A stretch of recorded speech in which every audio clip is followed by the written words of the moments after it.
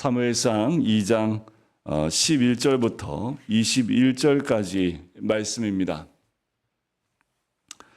네, 우리 새벽이니까 우리 같이 읽을까요? 천천히 같이 합독을 하도록 하겠습니다.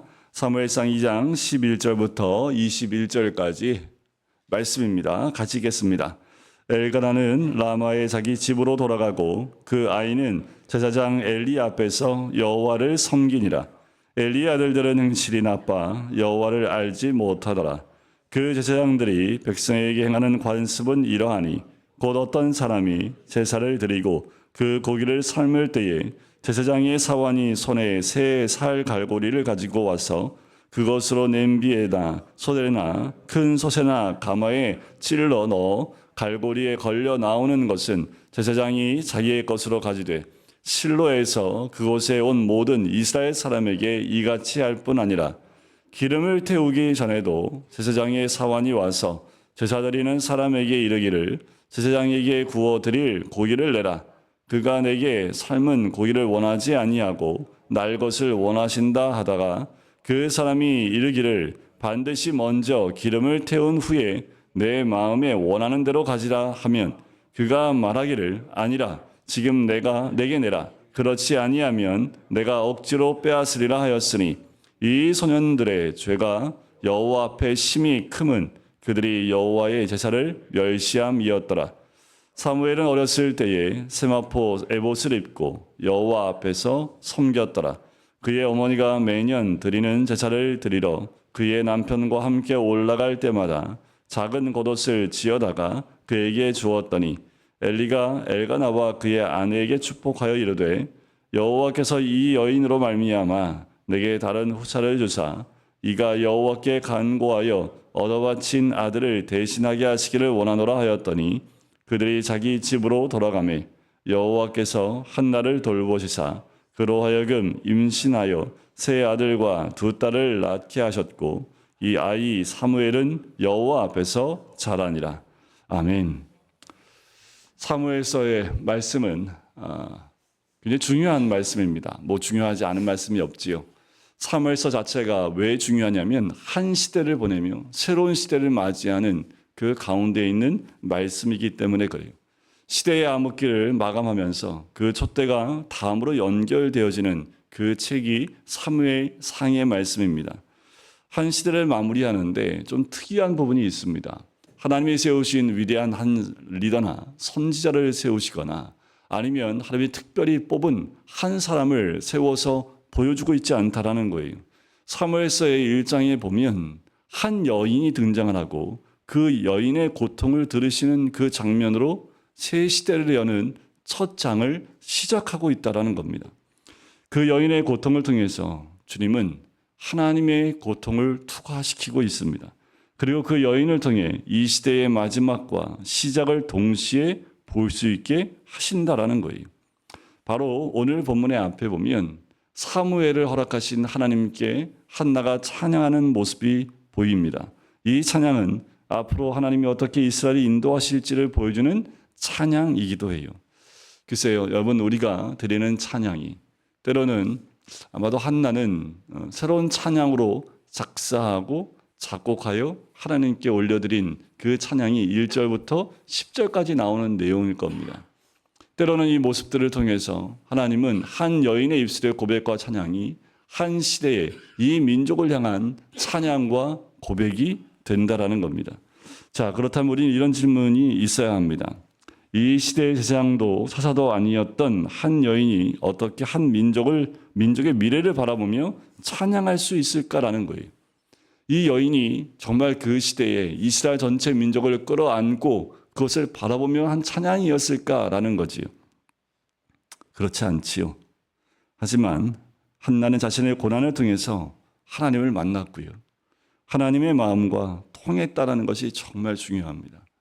1장 가운데에서 정말 중요한 것은 한나의 고통은 그 여인의 고통으로 끝나는 것이 아니라 그 고통을 통해서 하나님의 고통과 통했다라는 거예요. 자신의 고난을 통해 하나님께 나갔지만 한나는 하나님의 아픔을 함께했다라는 한 사람의 개인의 아픔이 이스라엘 전체를 향하신 하나님의 그 마음과 함께 연결됐다라는 겁니다.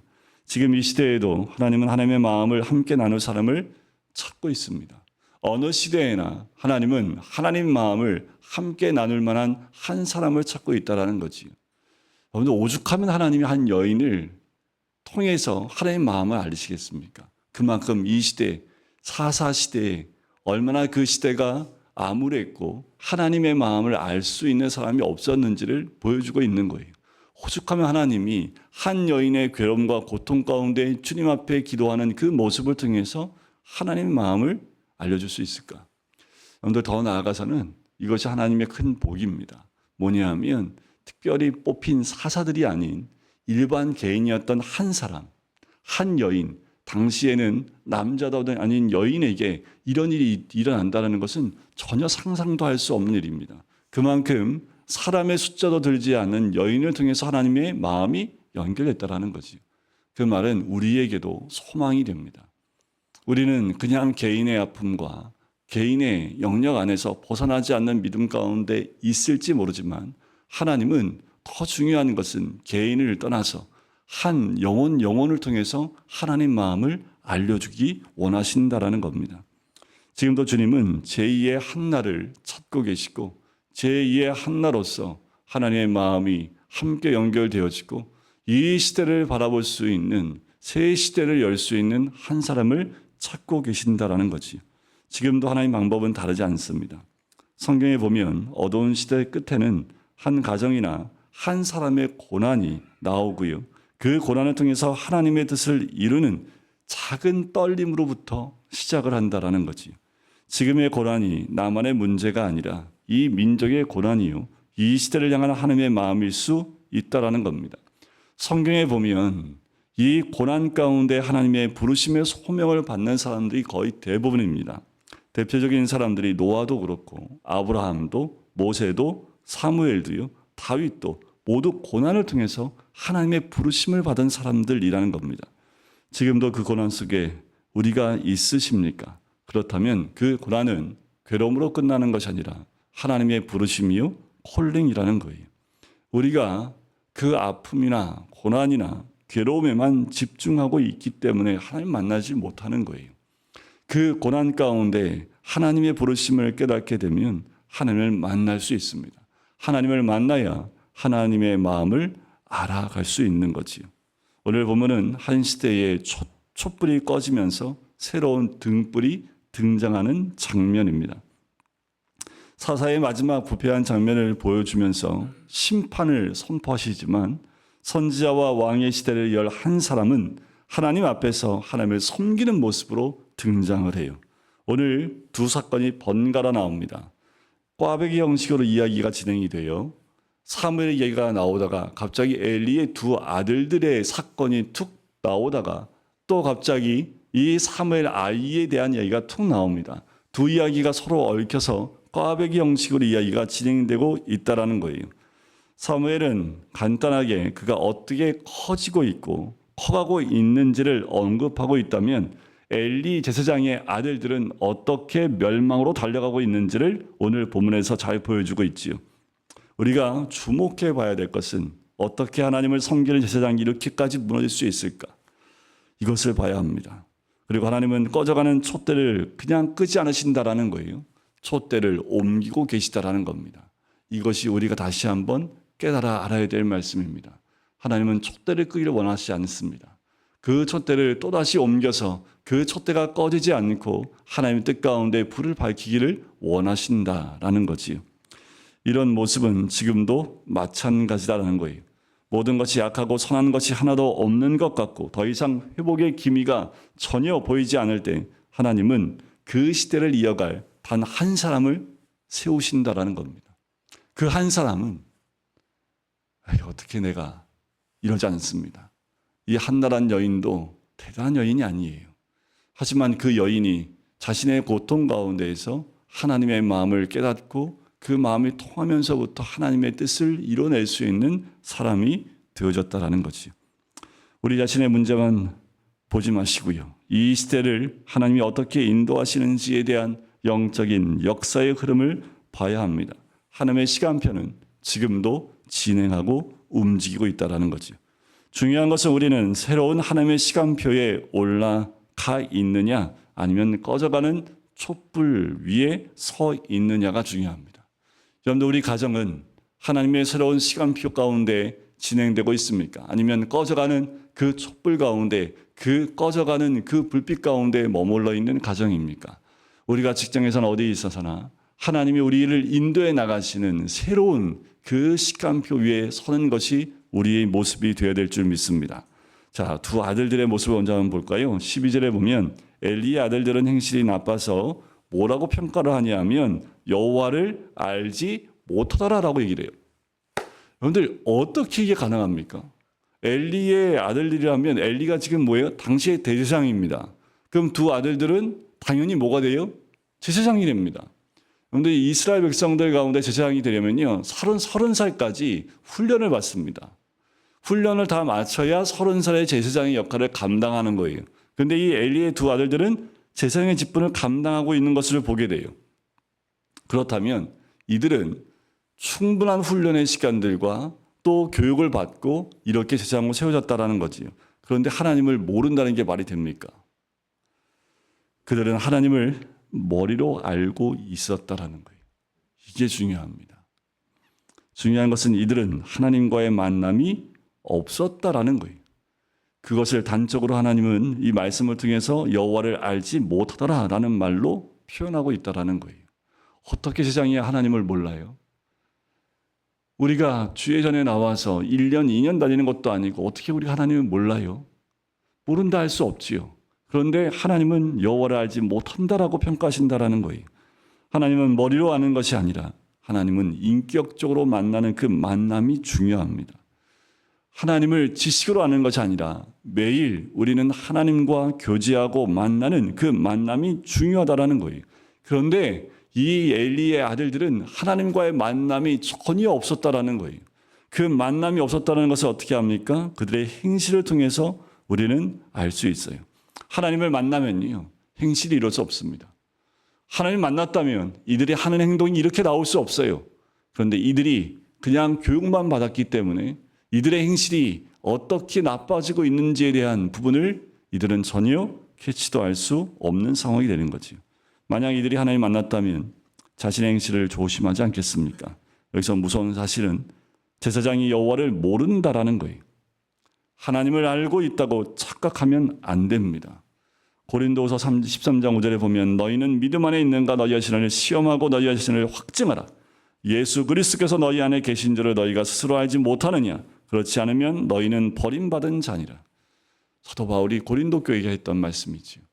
이것은 이 엘리 제사장 아들들에게도 동일하게 적용되는 말씀이고 지금 우리에게도 동일하게 적용된 말씀입니다. 내가 목사가 됐으니까. 아니요. 그게 중요하지 않습니다. 어느 자리에 있던 무슨 직분이 세워졌던 교회를 몇 년 다녔던 이게 중요한 것이 아니라 오늘 이 순간 나는 믿음 안에 있는가 내 자신을 시험해 봐야 된다는 거지. 그렇지 않으면 어느 한순간 엘리의 두 아들들처럼 이렇게 행실이 무너진 모습으로 나타날 수 있다라는 겁니다. 엘리 아들들의 행실이 나쁘다라는 것은 그들이 하나님 안에 있지 않고 동행하고 있지 않다는 말씀이에요. 그들이 하나님을 시인하나 행위로는 부인하니 가증한 자요 복종하지 아니하는 자요 모든 선한 일을 버리는 자니라. 디도서 1장 16절에 나오는 말씀이지요. 엘리 아들들은 이와 같았습니다. 13절을 보시면 이렇게 나오지요. 그 제사장들이 백성에게 행하는 관습은 이러하니 하면서 이야기를 합니다. 곧 어떤 사람이 제사를 드리고 그 고기를 삶을 때에 제사장의 사환 손에 새 살 갈고리를 가지고 와서라는 거죠. 그런데 제사장이 가져가야 될 고기가 있습니다. 그런데 지금 이들은 자기가 원하는 고기를 가져가요. 성경에 나와 있는 그 말씀대로 레위기에 나와 있는 이들이 취해야 될 그 고기가 레위기 7장 30절부터 34절에 잘 나와 있습니다. 이들은 구운 고기를 먹으면 안 돼요. 삶은 고기를 먹어야 되는데 이들은 삶은 고기를 원치 않습니다. 구워 먹기를 원해요.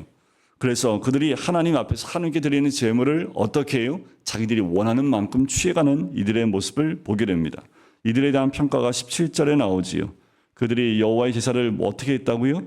멸시함이었더라는 거예요. 이 소년들의 죄가 여호와 앞에 심히 크다라고 하면서 여호와의 제사를 멸시했다라고 얘기를 해요. 이들의 죄가 등장하는 거지요. 여호와의 제사를 멸시했다라는 거예요. 이것은 여호와 앞에서 큰 죄라고 평가하고 있다라는 겁니다. 이들이 하나님을 알지 못한다는 모습이 여기에 등장하는 거지요. 하나님을 알고 있다면 이런 죄를 범할 수 없습니다. 하지만 여러분들, 우리의 모습들은 어떠한지, 이 시대를 바라보는 이 시대에 우리가 예배를 대하는 모습은 어떠한지, 이 시대에 수많은 그리스도인, 그런데 믿지 않는 사람들이 제사를 멸시하는 건 당연한 거예요. 그들은 믿음의 사람들이 아니기 때문에 당연한 거지요. 하지만 우리 그리스도인들마저 하나님께 드리는 예배를 멸시하고 있지는 않습니까? 예배의 중심이 사람으로 바뀌어가고 있지는 않습니까? 하나님 중심이어야 될 예배가 사람 중심, 또 사람들의 어떠한 그 자신들을 위한 그 예배로 바뀌어가고 있지 않은지 돌이켜볼 필요가 있습니다. 예배가 무너지면요, 다 무너집니다. 어느 시대든 그 시대가 무너졌던 것은 예수님을 믿고 믿음 가운데 예배를 섬겼던 자들의 예배가 무너질 때 그 시대는 무너집니다. 그런데 우리의 삶이 무너지는 가장 중요한 첫 번째 포인트는 예배가 무너지기 때문에요. 내 삶의 예배의 중심이 무너지면 그 순간부터 하나 둘 무너지기 시작을 한다라는 거예요. 예배가 내 삶에 살아있다면 우리는 어떤 모습이 회복되는지 그 모습은 바로 요셉의 영성에서부터 알 수 있습니다. 요셉이 노예로 팔려가고 난 다음에 두 번째 있었던 사건이 보디발 장군의 아내가 유혹을 하지요. 그때 유혹을 했을 때 10대의 젊은 혈기가 있었던 요셉이 했던 고백이 이 고백입니다. 내가 어찌 큰 악을 행하여 하나님께 죄를 지으리까? 라고 고백을 해요. 그가 평상시에 요셉이 얼마나 온전한 예배로 하나님과 함께 했는지를 이 하나의 고백을 알 수 있어요. 아유, 주인이 나한테 이렇게, 주인이 나를 잘해주시는데 어떻게 큰 죄를 주인 앞에 질 수 있습니까? 이 고백이 아니라 하나님 앞에서 죄를 질 수 있습니까? 라는 고백을 한다라는 거지요. 우리는 무엇보다 주님께 드리는 예배의 목숨을 걸어야 합니다. 끝까지 지켜야 될 것이 예배입니다. 예배를 멸시하는 모습이 있어서는 안 된다라는 거예요. 예배의 목숨을 걸고 있는 사람들이 있지요. 여러분, 저번에 우리가 주일날 오후에 모였을 때 저희는 볼 수 없었습니다. 나중에 영상을 보니까 그 시청 광장 안에 들어갔던 사람들, 우리 젊은 부부들 갔으면 그 안에 들어갈 수 있었을 텐데, 아기들 데리고 온 사람들만 그 안에 들어갈 수 있었습니다. 그러니까 깐난 아기들, 그 영상 보니까 깐난 아기들 뭐 이렇게 막 한 달, 두 살 된 아이들 다 얹고 그 시청 광장 안에서 예배를 드리더라고요. 이걸 좀 미리 알았으면 거기는 특별한 사람들만 들어가는 줄 알았더니 그게 아니라 깐난 아이들, 그러니까 다음 세대 아이들, 어린 아이들 데려온 부모를 제일 우선적으로 그곳에 들어갈 수 있도록 그런 가족들만 허락을 했더라고요. 그래서 영상을 보니까 정말 예쁜 가족들이 굉장히 많은 모습들을 보았습니다. 저도 솔직히 좀 마음이 좀 그랬어요. 잘 좀 준비하지. 저도 몰랐기 때문에. 근데 나중에 보니까 어저께도 광고 드렸지만 그 자리가 결정되는 데에는 정말 며칠 전에 결정이 됐기 때문에 급하게 그 모든 걸 준비해야 되기 때문에 많은 걸 준비 못했던 단점도 있었던 거지요. 우리가 거기서 뭐 했던 건가요? 함께 기도했고 함께 예배드렸던 거지요. 그만큼 중요한 것은 우리가 하나님께 예배드리는 모습이었다라는 겁니다. 오늘 새벽을 깨우고 나오신 우리 모든 성도님들의 이 귀한 모습이 우리가 예배 가운데 깨어있는 모습인 줄 믿습니다. 더 말씀으로 더 깨우시는 하나님의 은혜가 있는 줄 믿습니다. 자, 엘리 아들들의 나쁜 행실이 하나 더 있지요. 그것이 22절에 보면 수종드는 여인들과 동침하는, 오늘 말씀 뒤에 나와요. 간음하는 모습이 나옵니다. 제사장은 더욱 거룩해야 할 위치에 있는 영적으로 육적으로 모든 것이 세워져야 될 자들인데 다 무너져 버렸습니다. 예배가 무너지니 육도 무너져 버린 거지요. 예배가 무너진 사람들에게 나타나는 모습이 이와 같습니다. 모든 성도들이 예배에 집중해야 하고 예배를 통해서 하나님을 경험하지 않으면 삶이 무너져 버려요. 우리의 삶이 무너지는 가장 중요한 이유는 예배가 무너지기 때문입니다. 점점 예배가 우리의 삶의 중심에 있지 않으면, 그러면 우리의 삶이 점점 무너져가는 모습을 보게 된다는 거지. 이 모든 악행을 아버지 엘리 세상이 들어요. 그렇지만 이걸 제지하지 않습니다.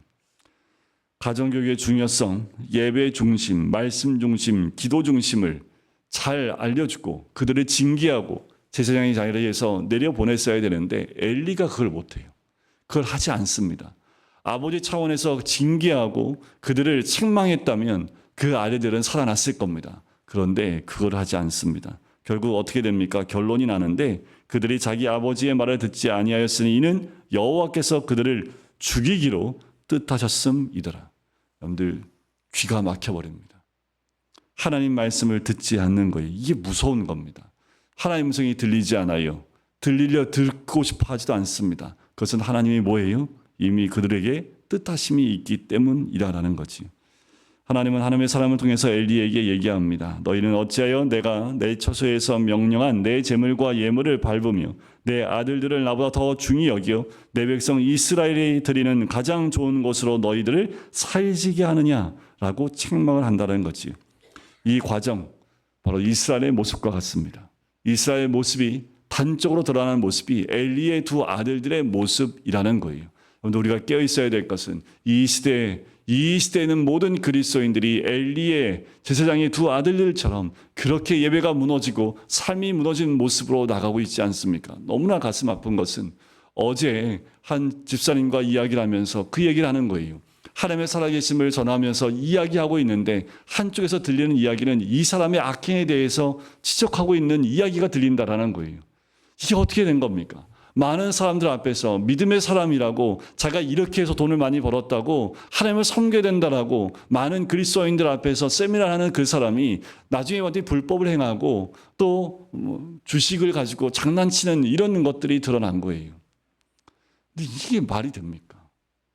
하나님을 빙자하면서 하나님의 살아계심을 이야기하는데 자기의 삶은 이렇게 무너져 있으면서 사람들 앞에서는 그렇게 거룩한 척하는 모습을 그 한 집사람이 얘기하는데 제가 가슴이 무너져요. 그것은 그의 모습뿐만 아니라 목사의 모습도 마찬가지이기 때문에 그렇습니다. 이렇게 무너진 제사장 가정의 모습 속에서 꺼져가는 불꽃 가운데에서 한 소년이 등장하지요. 바로 사무엘입니다. 어린 소년의 모습을 통해서 하나님의 뜻을 다시 세워나가는 모습을 보게 되는 거지요. 오늘 10절의 뒷부분에 보면 이렇게 나옵니다. 그 아이는 제사장 엘리 앞에서 여호와를 섬긴이라는 거예요. 처음에는 어떻게 섬겨요? 여호와를 어떻게 섬깁니까? 엘리 제사장 앞에서 섬겨요. 그게 시작입니다. 우리가 하나님을 섬길 때 누구 앞에서요? 목사 앞에서 섬기는 거예요. 왜 그럴까요? 잘 모르니까요. 자, 사무엘도 어떻게 해요? 엘리 앞에서. 그런데 18절에 가보면 그가 어떤 모습으로 성장했는지가 나옵니다. 사무엘은 어렸을 때 세마포 옷을 입고 어디서 섬겼더라요? 여호와 앞에 섬깁니다. 처음에 우리가 주님 앞에 나왔을 때는 그 모습이 어떤지 모르고 무엇인지 모르기 때문에 엘리 제사장 앞에서 섬겼지만 이젠 더 나아가서 성장한 모습은 뭐예요? 여호와 앞에서 섬겼다라는 거지. 이제는 엘리 앞에서가 아니라 여호와 앞에서 섬기는 모습이 보여요. 세마포 에봇은 일반 제사장들과 레위인이 입었던 옷입니다. 아직 어린데 이 옷을 입고 있다는 것은 엘리의 아들들과 대조를 시키기 위해 이 모습을 보여주고 있는 거지. 사무엘의 율법과 말씀을 잘 훈련되고 있음을 보여주고 있습니다. 그리고 오늘 말씀의 주제인 바로 아이는 사무엘, 이 아이는 여호와 앞에서 자라니라라는 거예요. 여러분들 우리는 주님 앞에 다 아이인 줄 믿습니다. 우리 모든 가정의 우리 아이들을 다 여호와 앞에서 자라게 하시는 하나님의 은혜가 있기를 간절히 소원합니다.